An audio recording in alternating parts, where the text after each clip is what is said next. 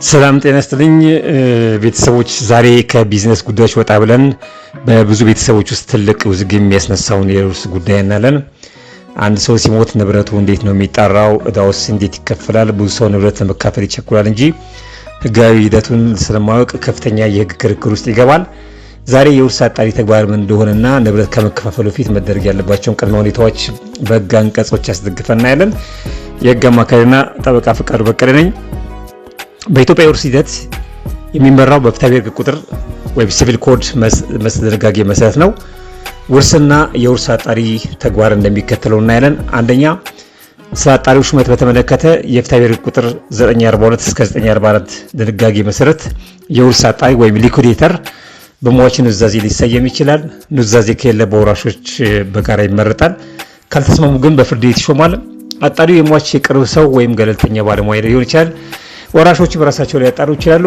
የወራሾች መብዛትም ሆነ ማነስ በአሰራሩ ላይ ለውጥ አያመጣም።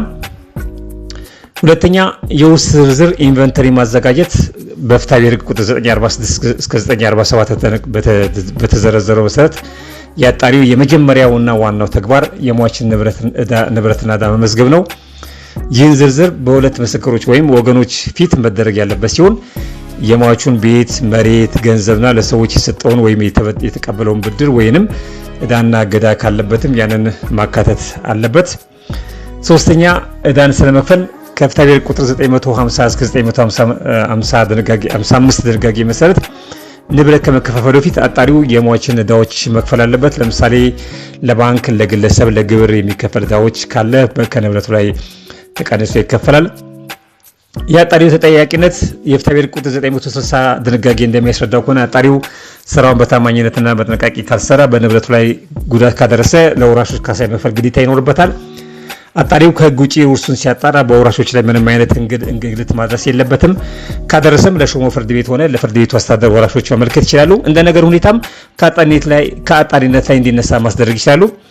የውርስ አጣሪ ሪፖርት በፍርድ ቤት መጽደቅ አለበት።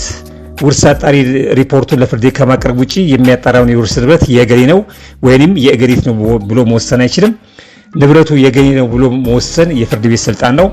የውርስ ማጣራት ሪፖርት ከጸደቀ ወይም በፍርድ ቤት ተቀባይነት ካገኘ በኋላም ቢሆን እንደ ፍርድ ተቆጥሮ በቀጣይ አፈጻጸም አቤቱታ ሊቀርብበት አይችልም። ማለትም ቀጣይ ስራ ይኖሩታል። ወራሽ የሆኑ ወገኖች የሚያቀርቧቸውን ተገቢነት ያላቸውን ማስረጃ በሙሉ አሰባስቦ በመስማት ያልተከናወነ ሪፖርት በሕግ ፊት ተቀባይነት የለውም። በውርስ ማጣራት ሂደት ውስጥ ወራሽ የሆኑ ሰዎች ሁሉ መሳተፍ አለባቸው። ወራሾች ተሸሽጎ ወይም ተደብቆ ወይም ወራሾችን አግሎ የተደረገ የውርስ ማጣራት በሕግ ፊት ተቀባይነት የለውም።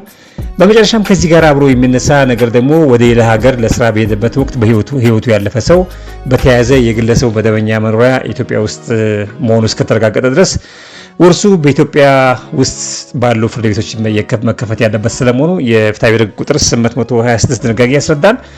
ስለ ውርስ ህግ ያላቸው ማናቸውም ጥያቄ ኮሜንት ላይ ጻፉልኝ። ቪዲዮውን እስከ መጨረሻ ስላዳመጣችሁኝ አመሰግናለሁ።